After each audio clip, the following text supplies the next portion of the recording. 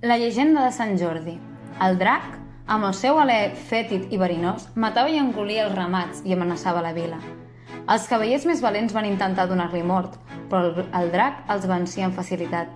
Davant del terror que el drac imposava a la vila i a tota la comarca, el rei va convocar tot el poble i van acordar donar a la bèstia un parell de béns cada dia, cosa que va calmar el drac i va deixar la gent del poble.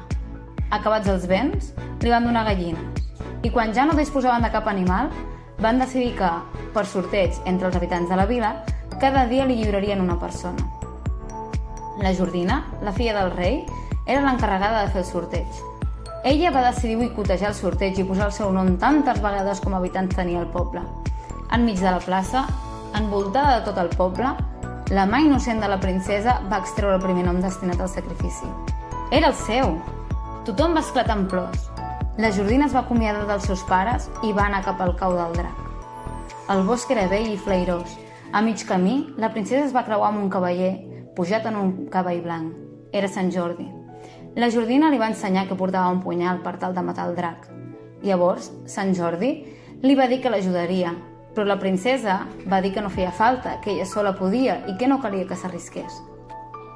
En aquell punt, la Jordina va arribar a la cova.